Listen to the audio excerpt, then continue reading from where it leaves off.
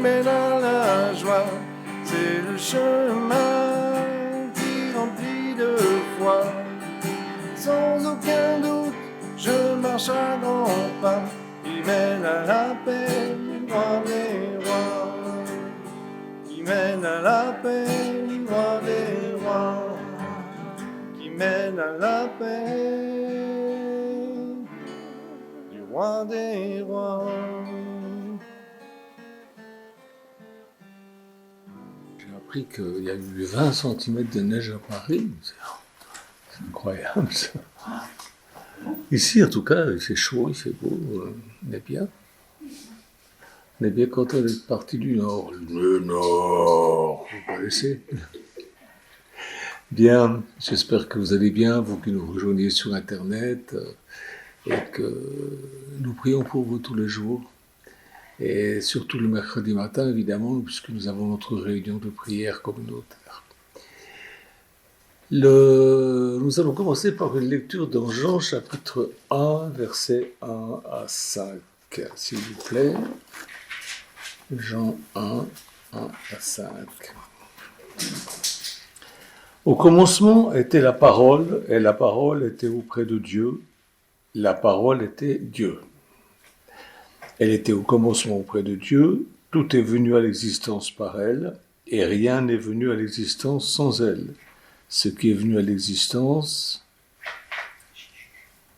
en elle était la vie, et la vie était la lumière des humains.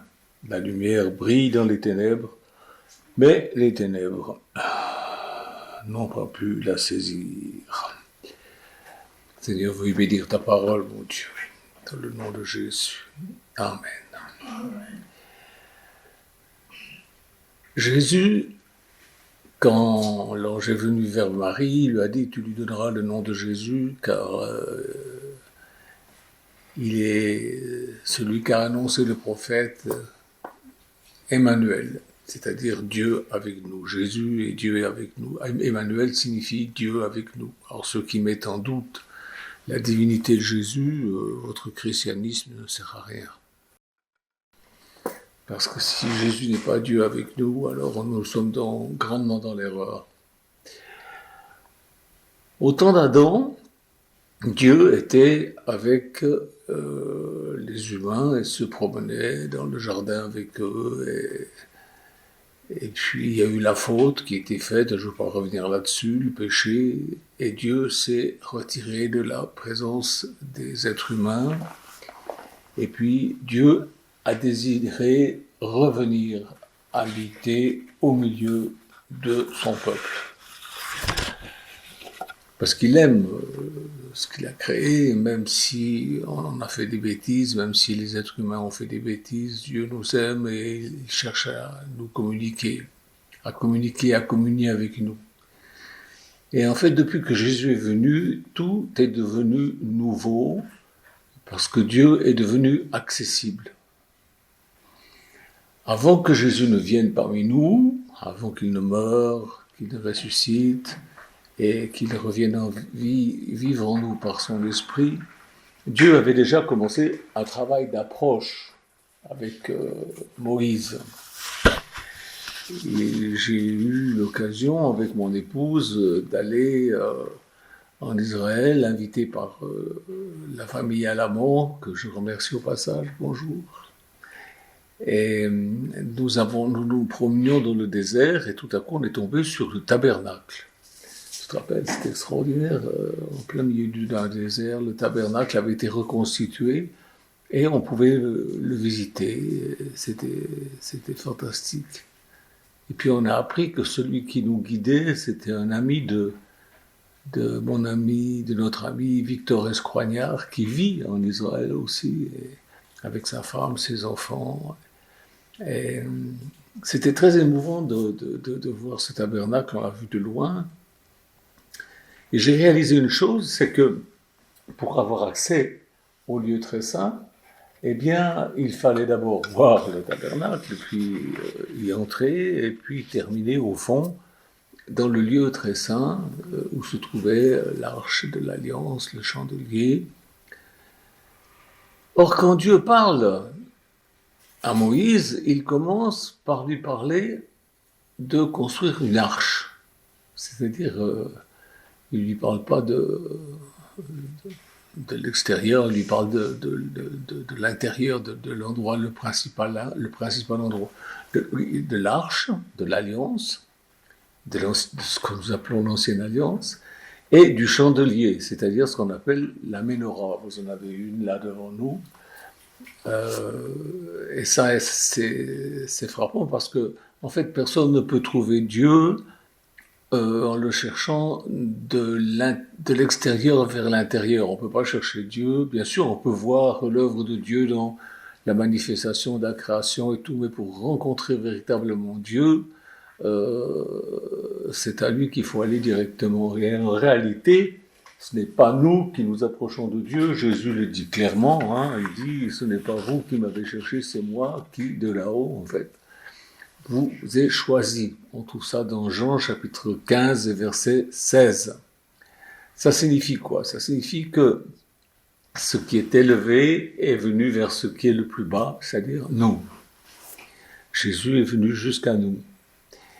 Et ce que Dieu, quand il a parlé à Moïse, ce que Dieu dit à Moïse, c'est de lui indiquer ce qui est le plus profond, le plus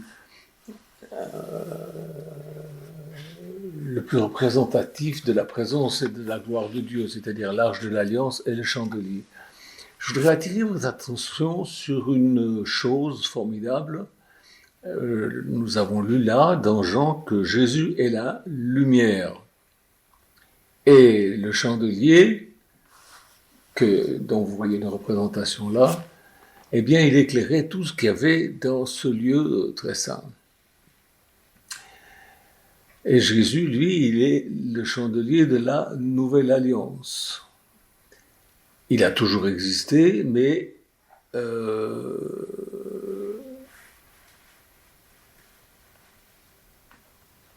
quand il est venu sur cette terre, il n'était en fait que la représentation de l'incréé, du Dieu invisible. Jésus a toujours existé, il dit au commencement, la parole était avec Dieu, la parole était Dieu. On sait, voilà, plus loin dans Colossiens 15, je crois, il est dit que c'est Jésus qui a tout créé. Voilà, bon. La parole, Jésus est la parole de Dieu. La première fois où on parle dans la Genèse au chapitre 20 de la lumière, c'est Dieu qui dit que la lumière soit. C'est la première chose qu'il dit. Que la lumière soit. Ça ne veut pas dire qu'elle n'existait pas, mais il a toujours existé, Dieu est lumière. Mais là, il se révèle. Il apporte, il vient lui-même, il apparaît lui-même dans ce qu'il a créé. Il y en a des gens qui disent, oui, mais le soleil était créé le 4e jour, ça ne tient pas debout, c'est une idiotie. Non, c'est simplement une mauvaise compréhension, une compréhension qui n'est pas spirituelle de la chose. Que la lumière soit, ça veut dire que la présence de Dieu est venue sur sa création pour éclairer toute chose. Dieu a fusionné l'éternel. L'éternité fusionne avec la temporalité, avec sa création. Que la lumière soit. Moïse, il monte sur la montagne et il voit la lumière, il voit le chandelier. Et Dieu lui dit de reproduire ce qu'il a vu en haut, sur la montagne, de le reproduire en bas. Dieu dit ça à Moïse. On va lire Exode 25. Exode 25, 8, 9. Voilà ce qu'il est dit. Ils me feront un sanctuaire et je demeurerai au milieu d'eux. Donc le tabernacle, c'était le lieu d'habitation de Dieu. Vous vous conformerez exactement au modèle de la demeure et au modèle de tous les ustensiles tels que je vais te les montrer. Voilà, Dieu est un Dieu de rigueur. Moïse avait vu l'incréé sur la montagne et Dieu lui dit, il faut que tu fasses le sanctuaire afin que je demeure au milieu des miens, mais je veux que ce sanctuaire soit exactement au modèle de la demeure que tu as vue sur la montagne, au modèle et les ustensiles il lui a dit, je veux qu'ils soient exactement comme ceux que tu as vus sur la montagne. Et il lui explique comment faire, vous verrez au chapitre 37, et Moïse a fait exactement ce que Dieu lui a dit de faire, et ce que Dieu lui a montré. Et après l'arche de l'Alliance, Moïse donc a dû faire ce chandelier, cette menorah que vous avez, pour ceux qui ont la vidéo, que vous voyez là devant moi. Et Dieu insiste dans Exode 25, 40, il dit « Regarde » et puis fais d'après le modèle qui t'est montré sur la montagne. Ça veut dire « N'improvise rien ». C'est le titre de ma prédication. N'improvisez rien. On n'a pas le droit d'improviser avec les choses de Dieu. Dans l'œuvre de Dieu, tout est rigueur, pas de place pour l'improvisation. Dieu dit, regarde. Et Moïse a donc vu, il a vu le chandelier sur la montagne. Et donc la menorah, ce qu'on appelle la menorah. Et il l'a reproduite ici-bas selon le modèle qu'il a vu là-haut, sur la montagne. Et cette menorah, ce chandelier, est le seul objet qui porte la vraie lumière et qui éclaire tout, en fait, les parois, l'arche de l'Alliance. Dieu a fait alliance avec nous, mais si Jésus n'est pas avec vous, l'arche de l'Alliance ne vous sert à rien. La nouvelle alliance en son sein ne vous sert à rien si Jésus n'est pas avec vous ou si vous n'êtes pas avec Jésus éclairé par lui. Rien dans l'intérieur du tabernacle n'est visible en fait sans le chandelier, sans la lumière du chandelier. C'est avec Michou on a vu, hein, c'est les ténèbres complètes quand le chandelier n'est pas allumé. Alors comprenez bien ce que ça signifie aujourd'hui. Le chandelier est le seul objet qui éclaire tout. Jésus est le seul être humain qui est chandelier, qui est lumière, et personne d'autre ne peut être la lumière. Ceux qui s'attendent à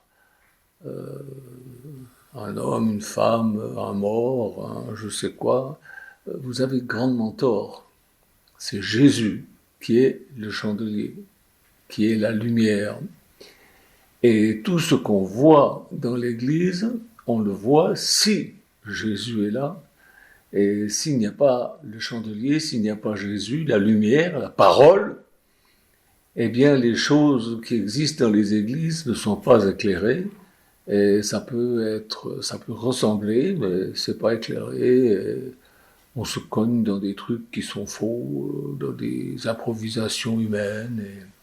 Si la rigueur existait au temps de Moïse, et qu'il a dû faire tout selon le modèle qui lui a été montré, de quel droit est-ce qu'il aurait improvisé, hein? Pourquoi est-ce qu'il ne serait pas dit « Ouais, après tout, le chandelier, ça va être compliqué de le faire d'une seule pièce, on va le faire en plusieurs morceaux, puis voilà, ça ira aussi bien. De toute façon, il n'y a personne qui rentre dans cet endroit, on peut improviser, on peut faire comme... » Non.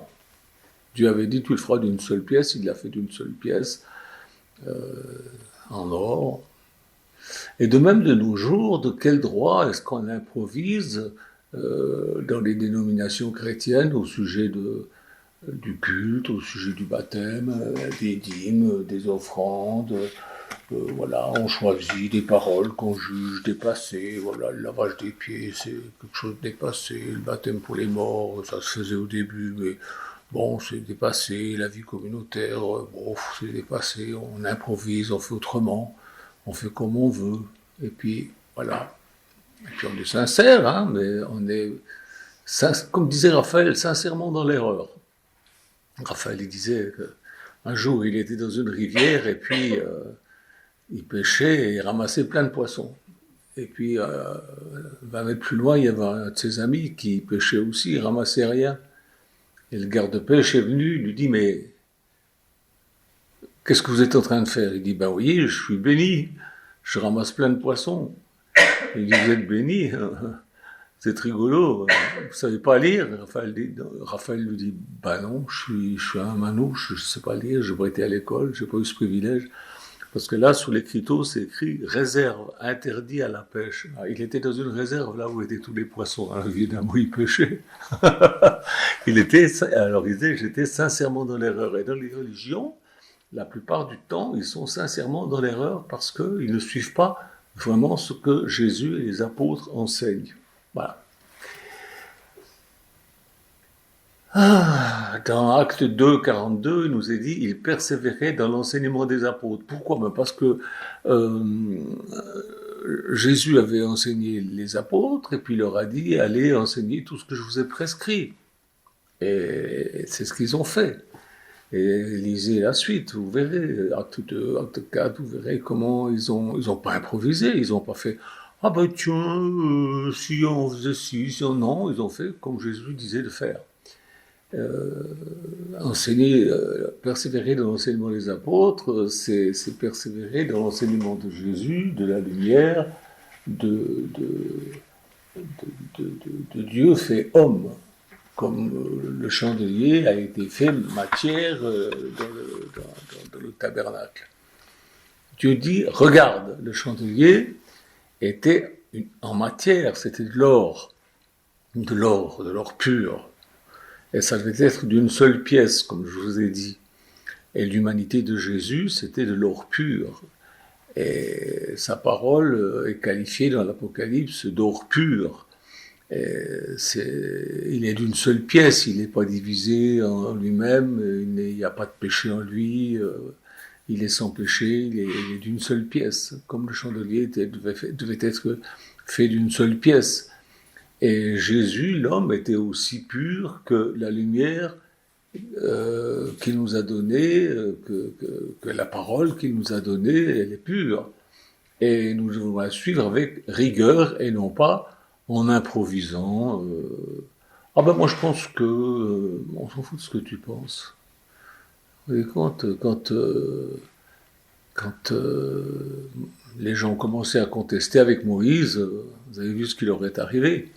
Bon, maintenant, Dieu est patient, mais bon, il arrivera un moment où la patience de Dieu se terminera et puis il mènera tout ça en jugement. Je pense que ça serait bien que vous fassiez attention à ça parce que on voit que les choses se précipitent, on voit que les temps sont mauvais, et que bon, on sait que Jésus va revenir et bon, ben, n'improvisez pas votre façon d'adorer Dieu, de servir Dieu.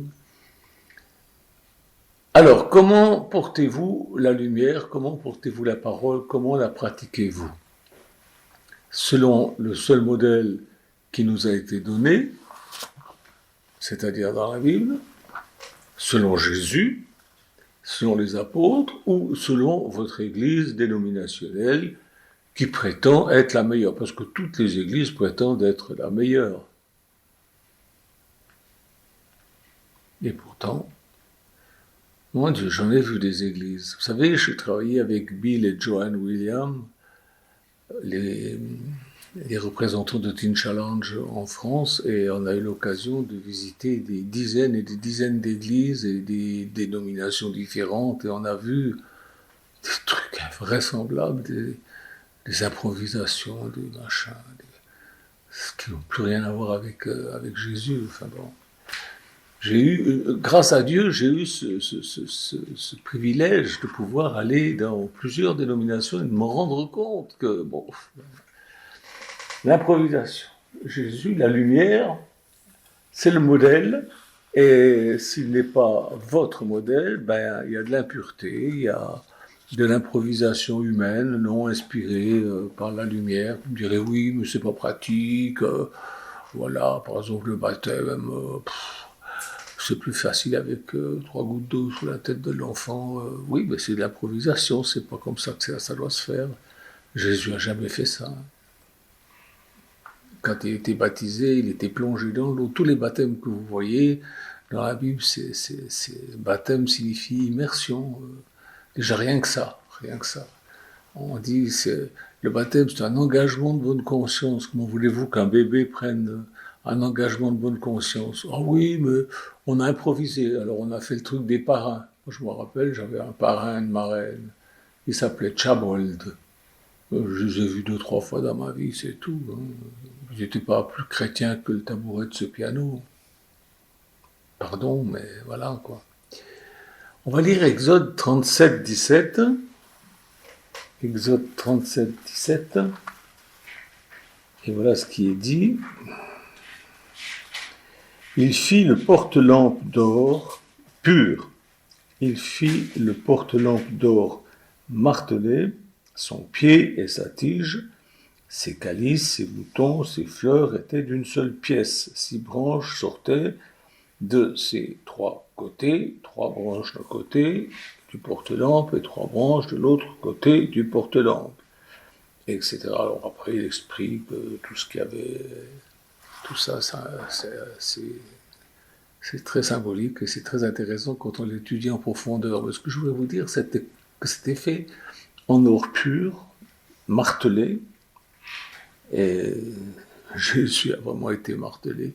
Dans une autre version, c'est marqué en or pur battu. Je ne sais pas comment c'est écrit dans votre Bible. C'est écrit battu. Ouais. D'une seule pièce, la parole de Dieu est une lumière indivisible. C'est une seule pièce. C'est indivisible. Bon, vous avez l'Ancienne Alliance et vous avez la Nouvelle Alliance. Là, il y a des différences. C'est pas que Dieu a changé, mais il a fait une alliance nouvelle avec nous. Hein.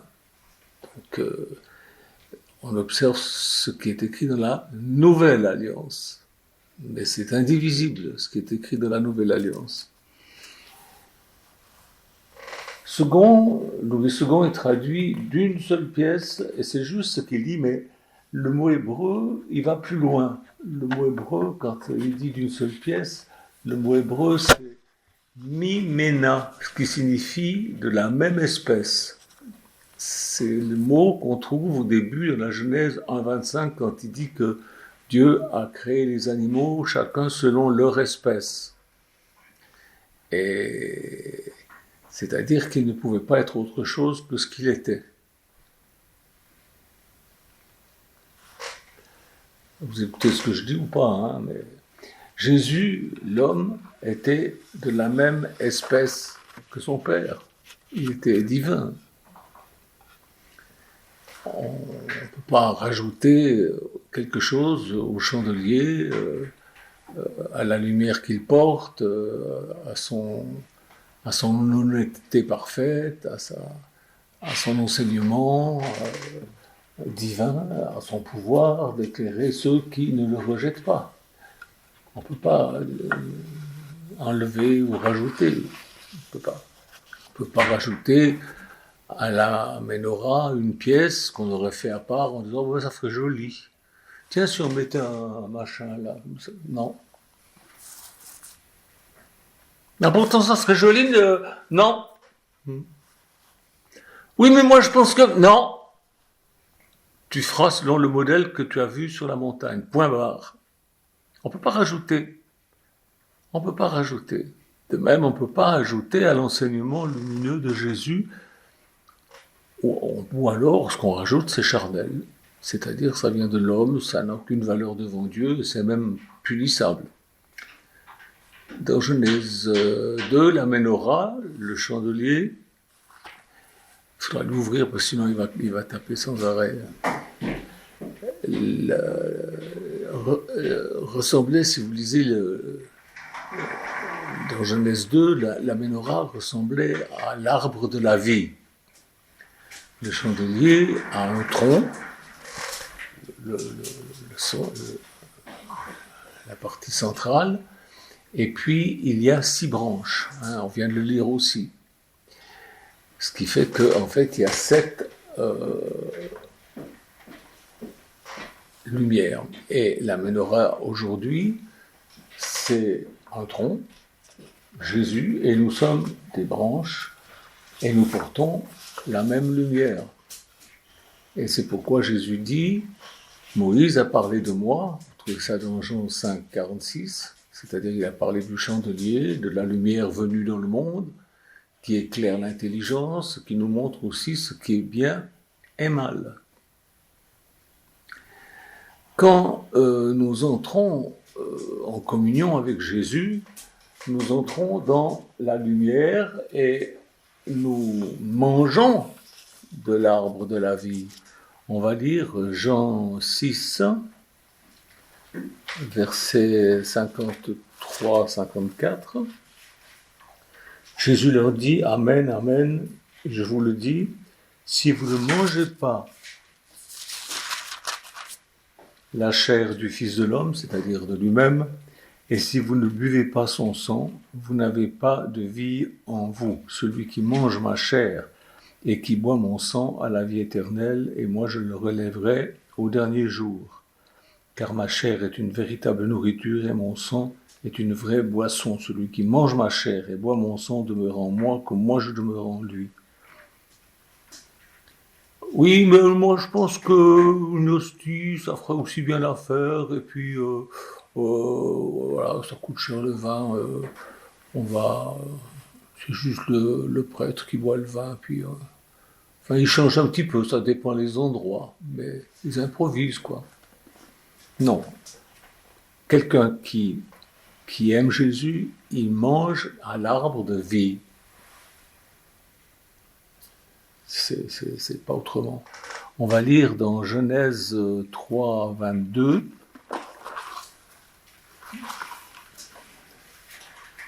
Une fois que l'homme et la femme ont péché,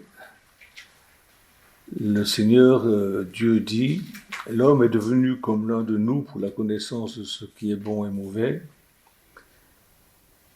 que maintenant il ne tende pas la main pour prendre aussi de l'arbre de vie, d'en manger et de vivre pour toujours. Et le Seigneur Dieu les renvoya du jardin d'Éden pour qu'ils cultivent la terre d'où ils avaient été pris. Après avoir chassé l'homme, il posta à l'est du jardin d'Éden les kéroubim, c'est-à-dire des anges, des archanges, et l'épée flamboyante qui tournoie pour garder le chemin de l'arbre de vie. Ils n'avaient pas le droit d'aller manger de l'arbre de vie. Oh, mais c'est pas gentil. Si, c'est gentil, parce que s'ils avaient mangé de l'arbre de vie en étant dans la condition de pécheur, ils auraient vécu éternellement dans le péché, éternellement sans pouvoir en être délivrés. Alors Dieu les a protégés en les empêchant de manger de l'arbre de la vie, vous comprenez? Mais maintenant, eh bien c'est différent.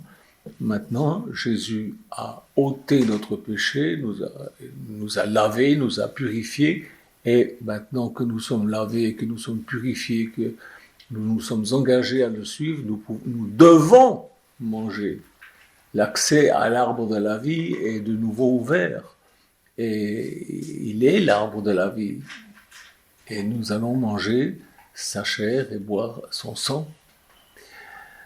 Nous devenons éternels, mais éternellement sauvés, éternellement purs. Comme dit 1 Jean 4, 17, tel il était dans ce monde, tel nous sommes. Maintenant, nous sommes purs et voilà, nous pouvons manger son corps et boire son sang, ce que nous faisons dans la communauté tous les soirs. Et nous allons le faire aussi le dimanche matin. Et rien ne peut nous nuire, rien ne pouvait nuire à Jésus quand il était crucifié, et il s'est livré lui-même. Et quand nous donnons notre vie, nous la donnons de nous-mêmes. Nous ne sommes pas rajoutés à Christ, on n'est pas des pièces rapportées sur le chandelier, pas du tout. Nous étions en Christ de toute éternité, vous trouvez ça dans Éphésiens 1, 4 à 10, où il est dit que nous avons été choisis dès avant la fondation du monde. Donc on n'est pas des pièces rapportées, on était perdus pendant quelque temps. Mais Jésus est venu pour chercher et sauver ce qui était perdu. Et maintenant que nous sommes sauvés, que nous avons reconnu qu'il est notre sauveur, alors nous avons accès à l'arbre de vie, c'est-à-dire à la Sainte Seine, au pain et au vin. Pas à une hostie, au pain et au vin. Et celui qui mange mon corps et qui boit mon sang, il a la vie en lui. Et voilà ce que nous avons à faire. Nous n'avons pas à improviser sur ce sujet. Nous ne sommes pas rajoutés à Christ, nous avons toujours été en Christ, nous avons été perdus sur cette terre, mais il est venu pour nous chercher, il est venu chercher ses brebis perdues et il nous a trouvés, c'est lui qui nous a cherchés, c'est lui qui nous a trouvés, et Dieu nous voit comme Dieu le Père voyait Jésus, son Fils, un homme, mais un homme en qui tout est juste. Vous allez me dire, mais moi je suis pas juste. Si, tu es juste parce que Dieu t'a justifié. Et s'il t'arrive de pécher, tu le dis à Dieu et il est fidèle et juste pour te pardonner et te purifier de tout péché. Alors maintenant, c'est à toi de choisir. Est-ce que tu veux improviser? Est-ce que tu veux faire des pèlerinages? Est-ce que tu vas aller brûler des bougies? Est-ce que tu vas aller te confesser un bonhomme? Est-ce que tu veux... Improvise, vas-y, improvise, amuse-toi. Je te souhaite bien du bonheur. C'est ton éternité qui est en jeu là. Du temps de Moïse, pas d'improvisation possible. Et du temps de Jésus, Dieu est le même toujours. Hein. Pas d'improvisation possible non plus. Donc on fait ce qui est écrit, ou alors faites ce que vous voulez.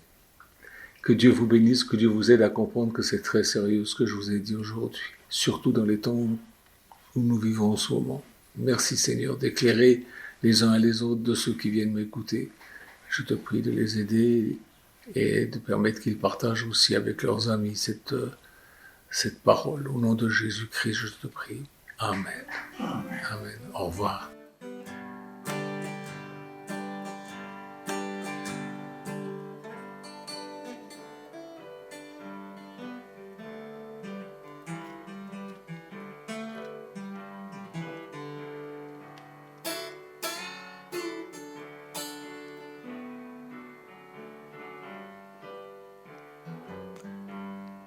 C'est une route qui mène à la joie, c'est le chemin qui remplit de foi.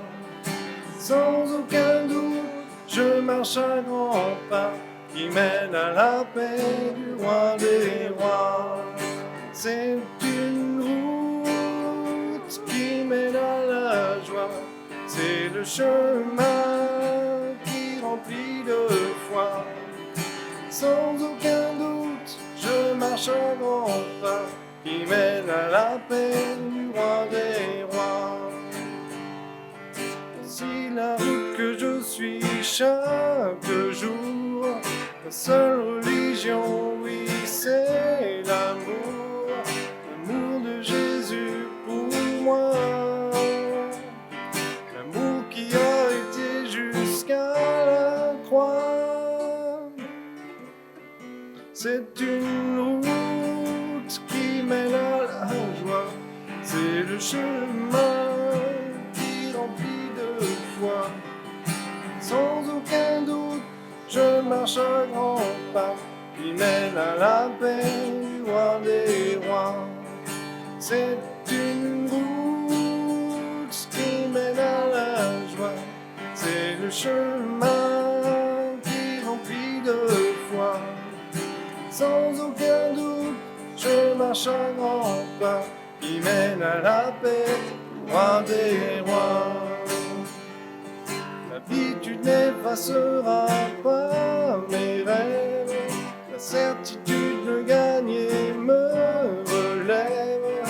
L'amour me donne la foi du vrai, Jésus dirige mes actions de paix. C'est une route qui mène à la joie, c'est le chemin qui remplit de foi. Sans aucun doute, je marche à grands pas qui mène à la paix du roi des rois. C'est une route qui mène à la joie, c'est le chemin qui remplit de foi. Sans aucun doute, je marche à grands pas qui mène à la paix du roi des rois, qui mène à la paix du roi des rois, qui mène à la paix du roi des rois.